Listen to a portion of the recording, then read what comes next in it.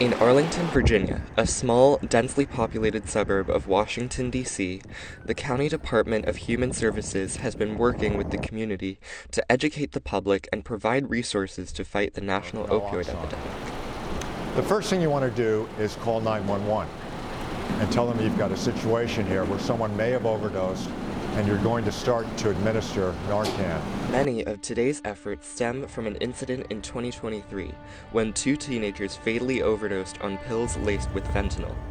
The event sent shockwaves through the community, putting youth at the center of the debate over the opioid epidemic. Over 200-something parents came in, and they were demanding for actions from the school. Fentanyl, a synthetic opioid 50 times stronger than heroin, has made the substance abuse crisis much more dangerous. From 2015 to 2023, the number of fatal overdoses in the general population of Arlington went from 4 to more than 20 per year.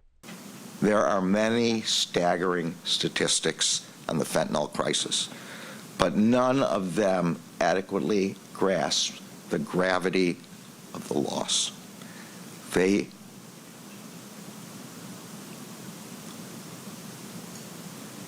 do not capture the feeling you have told me about, the person missing at your dinner table. There's often a misperception that drug abuse and addiction and overdose only happens in a rough neighborhood or a low-income neighborhood or when somebody's done something wrong, or bad parents or whatever. But the reality is we are all very much at risk at any given time. Instead, what makes the difference in outcomes between communities is usually access to preventative resources and care. We cannot say this is only a problem for the immigrants or minorities. We know everybody's doing it, but only with the difference that our families, they don't have the money to send the kids to a recovery, hospitals or programs. We don't have that luxury.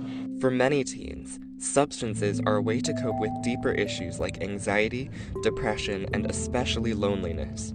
So we know that connection piece, whether it's with other kids, with adults, with a book, but just feeling like your world is somewhat whole, and particularly through the ebbs and flows of adolescence and other challenges. I think one of the family members of one of the students who passed away came and spoke to us, and he described the seeking of drugs as looking for a warm hug from grandma. And it's that, it's like, okay, if only we could have had a warm hug from grandma instead of fentanyl. With fentanyl, even a single lapse in judgment is enough to get someone addicted or even killed, which means now more than ever, education about drugs and preemptive mental health care are the first lines of defense. And so we work off of a strategic plan that we've developed. It is focused on prevention, treatment, and then supply reduction. But a lot of the work we do is that prevention work, educating students, educating families, making sure people have access to harm reduction tools to keep people alive, and then making treatment more accessible. Fentanyl is so potent that a single pound of it could kill the entire population of Arlington County.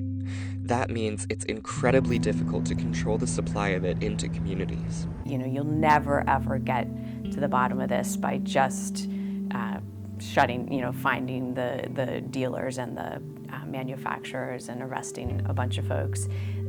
That's necessary but not sufficient. It's really the care of the humans that's important. We talked to several board members, and we discussed on having after-school programs.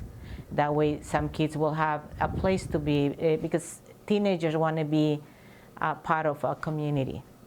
Since the youth overdoses in 2023, Arlington has made tremendous progress towards eliminating opioid-related deaths. Narcan is now on the walls in schools, libraries, and other public buildings, just like defibrillators, and many high schoolers are trained to use it. Millions of dollars have been spent on after-school programs. Total overdose deaths went from 22 to 10 in 1 year, and there have been no more fatal youth overdoses. However, there's always more to be done. I think the place that we still have a little bit of ground to cover is on teen programming and how to meet what teens in particular find interesting and what pulls them into connection. Under the new administration, the federal government should continue investing in the 3 key areas: prevention, treatment, and supply reduction. When I first started in this role 7 years ago, we didn't have that, and we could barely, afford to get a wagon to do outreach events. The opioid crisis may never fully end, but federal money helps states and municipalities provide life-saving resources. Drugs in general, we will never get rid of them. Every human generation forever has sought out and identified new and innovative ways to make themselves feel disconnected from the world. Don't stop, right? Don't stop sending resources. Don't forget about this epidemic, because we are seeing a nationwide decrease in overdoses, which is fantastic, but that doesn't mean that the work is done. That means that the work that is happening is having an impact. But if you pull that, we'll be right back where we started, right?